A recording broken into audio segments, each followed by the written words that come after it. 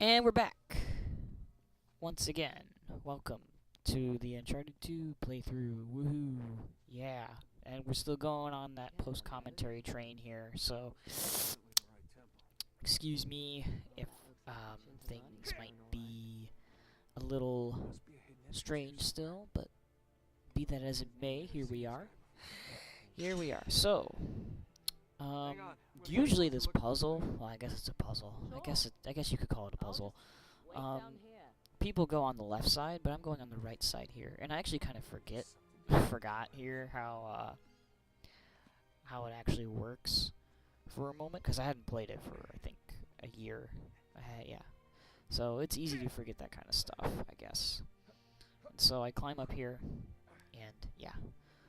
See, it's just like going back and forth between Uncharted 3 and Uncharted 2. It's like there was none of this, really, in Uncharted 3, was there? No, like, they didn't have any, like, puzzles that involved you climbing or platforming, really, to my recollection. No, it's really a lot of... I mean, the puzzles that are there are the ones that require were more akin to the puzzles, near the end of this game, which I won't talk about until we get there, but yeah, I just like reflecting on and comparing these two games because, I mean, obviously they're from the same series, so it doesn't hurt to do that.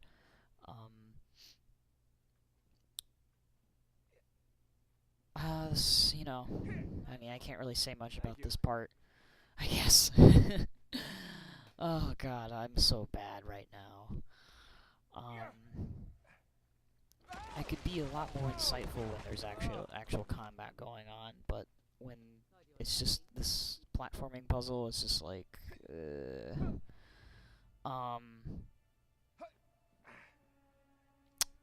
so, I mean, I got confused there, I guess. I remembered that I need to bring this down, I think. I double check, though, and I'm like, yep, you do this first. Because, see, what I want to do is, I want to get the top one up there. I want to get that one last, because you then will get the proper cutscene transitions and everything. It won't be so awkward. Because generally what happens is you go on the left side first, and you take care of these two arms first. And so the thing that you fall off of here, the arm that you fall off of, puts you back down at the bottom, which is what you don't want. So it just makes things less troublesome and smoother overall as far as the platforming and the cutscene right here goes. As you can see, it properly transitioned. I'm right in front of it. I barely have to go anywhere. Drake will just climb up and put the perba in there, and things will be good to go. Oh, I'm sorry, not Drake, Flynn. It's very, very nice indeed. So, yes, as I said, the semester is winding down. Right now, this is actually my last week of classes, so by the time this goes up, of course, it probably will have gone past that point, and I'll probably be doing my finals. So that'll be sweet when I have all my finals done. I can't wait for that, man. Like, summer break is just around the corner. It's absolutely crazy. And I have so many games I have to play this summer. It's kind of ridiculous compared to, like, last summer. Last summer it was just, like, nothing. Nothing new to play. But this summer, oh my god, 3DS, PS3, Wii U, there's a lot of stuff to play, so I'm excited about that. My backlog is absolutely insane. Like, I've never really actually had a backlog before, but I'm actually going to have one this summer, which is kind of nuts. It's really nuts. And hopefully I'll be able to stream a lot more, too. Streaming is going to be my main focus this summer, I think. A little bit more than YouTube, but I will have some YouTube content, of course. So I always want to have YouTube content, so yeah. Probably. And I wait here because I want Chloe to finish her dialogue so it's not weird and she gets cut off or anything. There's other little parts like that littered throughout the game that I just like to do for the sake of, I don't know, just for the sake of hearing her completely, I guess. And I almost always do this where I don't climb onto it. It's a really awkward ledge there. I don't know why he just jumps forward like that. It's very strange. Very, very strange.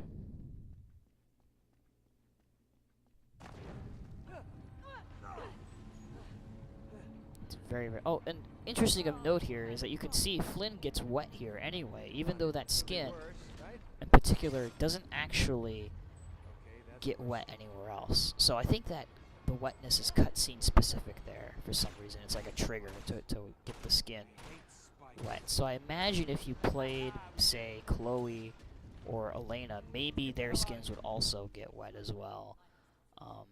Which would be interesting, but I haven't checked, obviously. It's just something to point out, because I think it's the only time that I've seen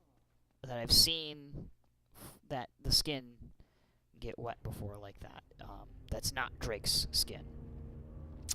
And this is like one of the coolest moments in the game, I think. It's absolutely really cool. I wish they had something like it in Uncharted 3, but it's obviously really hard to get something like this and not completely rip it off or mimic it, like, you know, for what it is. And, you know, it's just really cool. I was a little confused there, because I was like, wait, is that all I'm supposed to do? Because I didn't really remember for a second if that was all I was supposed to do, but, yeah. And, you know, you get these nice little cutscenes when you put the perba in, and you see the character turn it. It's just really, you know, it's a nice, intimate scene, a nice little intimate thing that you have going with, you know, it's a nice long stretch of gameplay. From the moment you enter the temple to when you get here, it's a nice long stretch of gameplay without any combat. And I kind of wish they did have more of this in these games, but I can understand why it's hard, because then it's like, how can you keep the player engaged or interested for that long without something actiony that happens, And I think that's probably the reason why Naughty Dog has such a hard time striking this balance, because a lot of people were just really bored with Uncharted 3 from the beginning, and then once they get to the action parts of it, they're completely turned off, because the pacing is completely different from what the beginning, from the onset of the game. So, that's the particular difficulty with making this kind of game where it's a third-person shooter, but there's a lot of slow moments in there that you have to somehow fit in, all the while keeping the player engaged. And I think that's part of the reason why they don't just completely abandon the third-person shooter aspect of it, because they want there to be action, because the only way to keep the player invested and engaged in playing the game is if there's something for them more to do besides climbing and solving these puzzles. And, maybe they could build on the puzzles some more and the platforming, actually make the platforming difficult, and they could actually have, like, a game that isn't a shooter. They could have an actual platformer with, this third-person view, just make it a 3D platformer and have this serious tone without any guns except maybe, like, used sparingly, and maybe they'd have something interesting, but... this series is essentially born from Indiana Jones, and I don't know how much shooting there was in Indiana Jones, but I think there was a decent amount of it. Okay, this is gonna be a weird admittance, but I've never watched Indiana Jones, so forgive me, please. I've never seen them, and I haven't taken the time out to ever see them.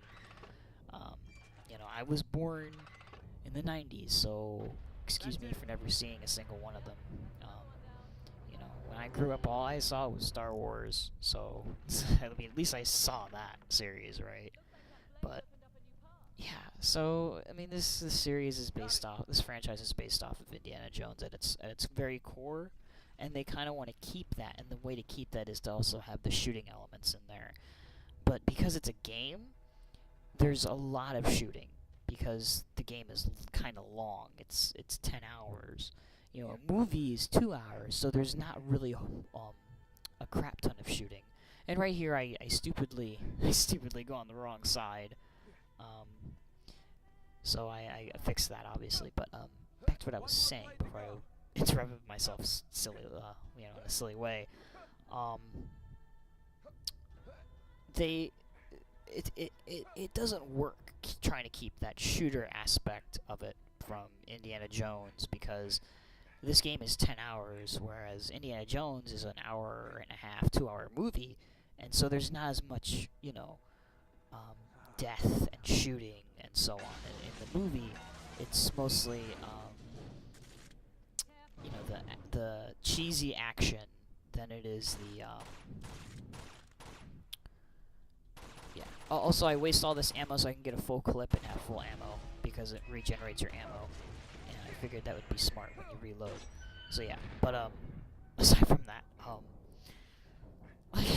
man, like, just imagine what this game would be like if it didn't have as much shooting as it does. I mean, granted, I think the pacing in Uncharted 2 is a lot better than Uncharted 3 overall, but the shooting, like the combat scenarios, there are a bit too many of them in Uncharted 2. Uncharted 3, they did cut down on them, but there were a lot more of them at the end of the game, compared to Uncharted 2. Uncharted 2, they actually start to dwindle, as you'll see when we get to that part of the game.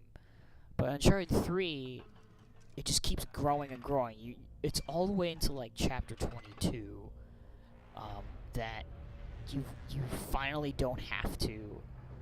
I mean, even then though, like on chapter 22, you're still fighting guys as the place is crumbling. So I mean, it's definitely a lot more combat in Uncharted 3, and I can't help but feel like it's because they couldn't think of anything else for you to do in those situations leading up to the final, leading up to the finale of that game, of the third game. So, very disappointing. But that's how, I guess, things just, you know, turned out. And it's extremely sad. But I did enjoy Uncharted 3. Don't get me wrong. Like I said, Uncharted 3 has probably the sharpest gameplay of the 3 games, but it's, you know, it's pacing and combat scenarios. Like, the difference between gameplay and combat scenarios is that the gameplay is the stuff that the player actually has control of, whereas the combat scenarios are the things the players don't really have control of. So let me just, you know, just making that straight. While Uncharted 3 has the sharpest gameplay, it does not have the greatest combat scenarios. The combat scenarios are really new, except for the graveyard section where the you know, the ships, where you can swim and you take out all these guys. You know, it does not have the sharpest combat scenarios. There's a lot of really strange pieces of cover that don't give you great coverage, and the AI is just really unfair with how they always hit you, even if you're rolling. You know, it's just super accurate, and it's insane. Like, you as the player have so much control with Drake that it doesn't matter, and that's the problem with Uncharted 3. That's why I can understand why people would be frustrated with the third one, and weren't as frustrated with the second one. So, yeah, I just always get into these comparisons between these two. In every video so far, I've mentioned it, and it's just like, ugh, I just can't help but give some kind of analysis or reasoning or something. It's just really weird. It's just how I am. I'm sorry. I'm sorry, guys. That's how I am. If it's not really insightful, then I'm sorry that I'm just spurting out random nonsense. But yeah, that's where we're gonna end it right now.